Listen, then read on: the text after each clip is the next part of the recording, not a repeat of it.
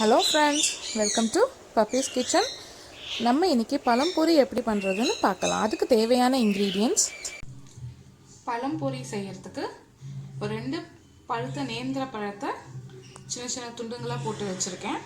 உங்களுக்கு பிடிச்ச எந்த ஷேப்பில் வேணால் நீங்கள் போட்டு வச்சுக்கோங்க. ஸோ அவுட்டர் பேட்டர் செய்கிறதுக்கு என்னென்ன பண்ணலான்னு பார்க்கலாம். ஒரு பாத்திரத்தில் அரிசி மாவு 1/4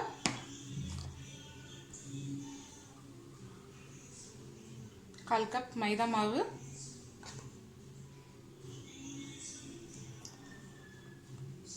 சோடா உப்பு 1 பிஞ்ச்,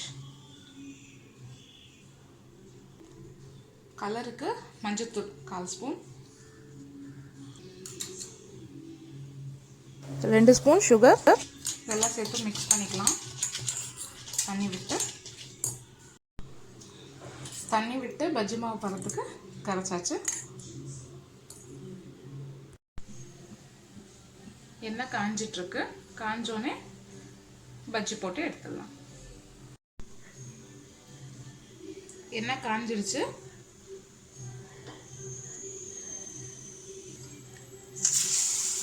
இது மாதிரி ஒன்று ஒன்றா போட்டு பொரிச்சு எடுத்துடலாம்.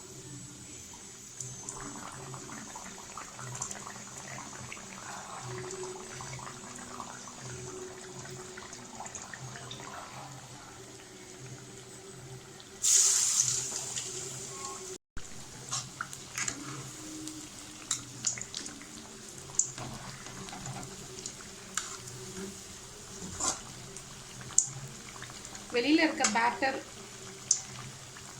வெந்தோடனே நம்ம எடுத்துடலாம். இந்த மாதிரி போட்டு ஃப்ரை பண்ணிக்கோங்க. வெளியில் இருக்க பேட்டர் வெந்தோடனே நம்ம எடுத்துடலாம். இது ரொம்ப சீக்கிரம் ஆகிடும். ஒரு 1 மினிட்ல இதாகிடும்.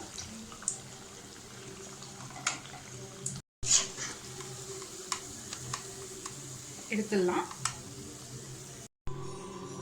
சூப்பரான பழம்பொரி ரெடி ஆயிடுச்சு. ட்ரை பண்ணி பாருங்கள். ரொம்ப ஈஸியாக இருக்கும். நிச்சயம் உங்களுக்கு பிடிக்கும்.